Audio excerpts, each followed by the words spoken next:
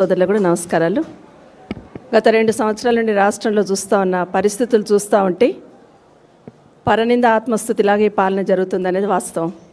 ఈరోజు కేటీఆర్ గారికి నోటీసులు ఇవ్వడం, మొన్న హరీష్ రావు గారికి నోటీసులు ఇవ్వడం, టెలిఫోన్ ట్యాపింగ్ మీద ఎంక్వైరీ చేయాలనే ఆలోచనతో ఏదైతే చేస్తున్నారో ఇదంతా కూడా ఒక నాటకంలాగా ప్రజలందరూ కూడా భావిస్తూ ఉన్నారు.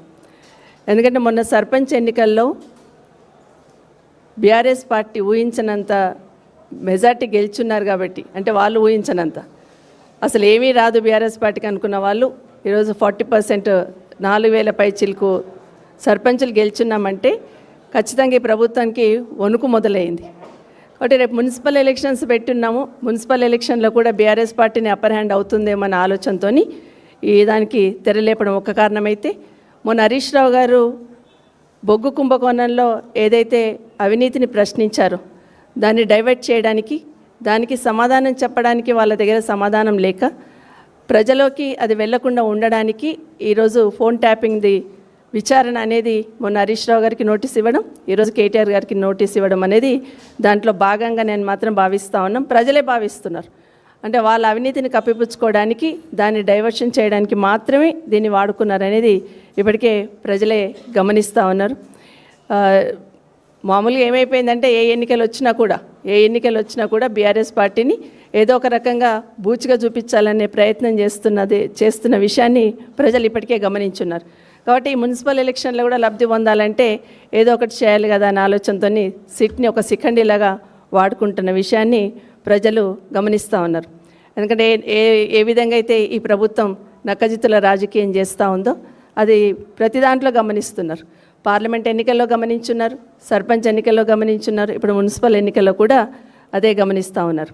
ఫోన్ ట్యాపింగ్ విషయం కానీ, కాళేశ్వరం పైన విచారణ అని ఇది ఏదో ఒక రకంగా బీఆర్ఎస్ పార్టీకి సంబంధించిన నాయకులను విచారణకు పిలుస్తూ సాగదీస్తూ ఈరోజు రేవంత్ రెడ్డి గారి ప్రభుత్వం ఒక రాక్షసానందం పొందుతుందనేది వాస్తవం.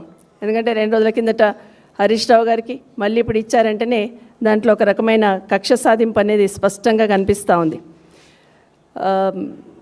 కాంగ్రెస్ పార్టీకి సంబంధించిన వాళ్ళ నాయకురాలు సోనియా గాంధీ గారికి రాహుల్ గాంధీ గారికి నేషనల్ హెరాల్డ్ విషయంలో నోటీసులు ఇస్తే గల్లీ నుండి ఢిల్లీ దాకా హంగామా చేశారు.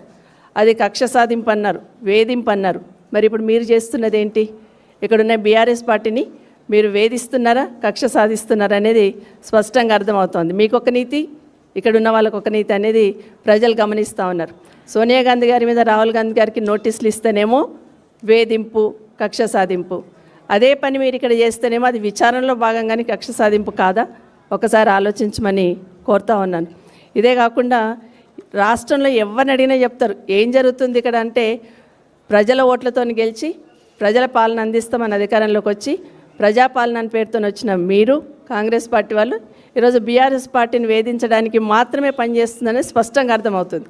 ఇది ప్రజాపాలన కాదు, ప్రతీకార పాలనలాగా సాగుతుందనేది ప్రజలు ఇప్పటికే అర్థం చేసుకున్నారు. 2 సంవత్సరాలను ఒక్కసారి వెనక్కి తిరిగి చూస్తే ఏం చేసింది ప్రభుత్వం అని ఆలోచిస్తుంటే విచారణల పేరుతో కాలయాపన చేస్తున్నారు. కాళేశ్వరం అన్నారు. కేసీఆర్ గారిని ఎట్టి పరిస్థితులలో వారిని దిగజార్చాలి, వారి పేరుని తక్కువ చేయాలి, వారి స్థాయిని తగ్గించాలన్న ఆలోచనతో కాళేశ్వరం లాంటి ప్రాజెక్ట్ని, ఎందుకంటే ప్రపంచంలోనే అతి ఎత్తైన లిఫ్ట్ ఇరిగేషన్ అలాంటి ప్రాజెక్ట్ని అదేదో కూలిపోయిందని చూపించాలనే శతవిధాల ప్రయత్నం చేసి దానివల్ల రైతులకు ఎంత నష్టమవుతుందన్న ఆలోచన ఈ ప్రభుత్వం చేయలేదు. కానీ దాని పేరుతోని కేసీఆర్ గారిని ఏ విధంగా చిన్నతనం చేస్తాము, కేసీఆర్ గారిని ఏ విధంగా అవమానం చేస్తాము, కేసీఆర్ గారిని ఏ విధంగా విచారణకు రప్పిస్తామనే ఆనందాన్ని, రాక్షసానందాన్ని దాంట్లో పొందున్నారు ఈ ప్రభుత్వంలో ఉన్న పెద్దలు. అట్లాగే ఫార్ములా ఈ కార్ రేస్, దానివల్ల ఏమైంది రాష్ట్రానికి? ఈ కార్ రేసింగ్ పెట్టినప్పుడు మన రాష్ట్రానికి చాలా గొప్పగా భావించున్నాం. చాలామంది పెట్టుబడులు పెట్టడానికి రావడం జరిగింది ఇక్కడ. కానీ దాన్ని కూడా బూచిగా చూపించి కేటీఆర్ గారిని అక్కడ ఎంక్వైరీ పిలిచిన విషయాన్ని ప్రజలు గమనించున్నారు. అది ఒక మంచి పని చేసినా కూడా అక్కడ కూడా వేలైతే చూపించి ఏదో దోషిగా చూపించే ప్రయత్నం చేస్తున్నారు. విద్యుత్ పైన ఏం జరిగింది రాష్ట్రంలో? 24 గంటల పవర్ తీసుకురావడానికి కేసీఆర్ గారు ఒక యజ్ఞంలాగా చేసి 7 గంటలు ఉన్న పవర్ని 24 గంటలు ఈరోజు ఒక క్షణం కూడా పోకుండా పవర్ని తీసుకొచ్చున్నారు చేస్తున్నారంటే దాని వెనకాల ఎంతో కృషి చేస్తే దాంట్లో కూడా అవినీతిని వెలికితీయాలనే ప్రయత్నం శతవిధాల ప్రయత్నం చేసిండ్రు అనేది ఇప్పటికే ప్రజలందరికీ కూడా అర్థమైపోయింది. చివరికి ఔటర్ రింగ్ రోడ్ పైన కూడా ఏదో అవినీతి జరిగిందనే బూచిని చూపించే ప్రయత్నం చేస్తున్నారు. ఇవన్నీ కూడా ప్రజలకు విడమర్చి చెప్పి ఏదో ఒక రకంగా చేయాలి, కేసీఆర్ గారు నిశాన లేకుండా చేయాలనే ఆలోచనతో మీరు చేస్తున్న ప్రయత్నం ప్రజలందరూ ఇప్పటికే గమనించున్నారు. ఇదంతా కూడా వాళ్ళు పాలన చేయడం చేతగాక గత ప్రభుత్వంలో ఉన్న కేసీఆర్ గారి మీద, కేటీఆర్ గారి మీద, హరీష్ రావు గారి మీద నిందమోపే ప్రయత్నం చేస్తుండనేది ప్రజలు ఇప్పటికే గమనించున్నారు. అన్నిటికన్నా ముఖ్యంగా 2 సంవత్సరాల నుండి ఈ రాష్ట్రంలో జరుగుతున్న తతంగం అంతా, ఒకటి మూసీ బ్యూటిఫికేషన్ అన్నారు, దాంట్లో జరుగుతున్న అవినీతి ఏంటనేది మా నాయకులు వెలికి తీసి బయటికి చెప్పున్నారు. అదేవిధంగా హిల్ట్ పాలసీ తీసుకొచ్చారు, దానివల్ల ఆ భూములతో ఎంత అవినీతి జరుగుతుంది, పరిశ్రమలు ఏ విధంగా తరలిపోతాయి అనేది గట్టిగా ప్రజలకు వివరించి చెప్పే ప్రయత్నం చేశారు.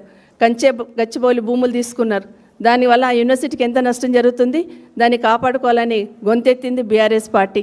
అట్లాగే సింగరేణి కుంభకోణంలో, బొగ్గు కుంభకోణంలో ఏ విధంగా బొగ్గు కుంభకోణం జరిగింది అనేది వెలికి తీసిన మరుక్షణం, ఏ విధంగా జరిగింది, ఎక్కడ తప్పు జరిగింది అనేది వెలికి తీసిన మరుక్షణం ఇమీడియట్గా సిట్ నోటీసులు ఇస్తూ ఈ ఫోన్ ట్యాపింగ్ది వెలికి తీసుకొచ్చి మీ దగ్గర జరుగుతున్న ప్రభుత్వంలో జరుగుతున్న విచ్చలవిడి అవినీతికి అడ్డుకట్ట వేయాలనేది అయితే బీఆర్ఎస్ పార్టీకి సంబంధించిన నాయకులు హరీష్ రావు గారు, కేటీఆర్ గారు చేశారు. వారిని ఇబ్బంది పెట్టాలనే ప్రయత్నంలో వారిని టార్గెట్ చేసి ఈ వేధించి రాక్షస ఆనందం పొందుతుందనేది వాస్తవం. ఒకటి మాత్రం వాస్తవం, కాంగ్రెస్ పార్టీ ప్రభుత్వంలో ఉన్న పెద్దలకి వారి దృష్టి అంతా కేసీఆర్ గారు, కేటీఆర్ గారు, హరీష్ రావు గారి మీద ఉంటే మా దృష్టి అంతా కూడా ప్రజలకు మీరు ఇచ్చిన హామీలపైన ఉంటుంది, మీరు చేస్తున్న అవినీతి పైన ఉంటుందని మాత్రం గుర్తు చేస్తూ ఉన్నాను. ఇక సిట్ విషయంలో సిట్ వేస్తున్నారు కదా, నేను కూడా ఈ ప్రభుత్వం కాదు పోలీస్ అధికారులను కోరుతా ఉన్నాను.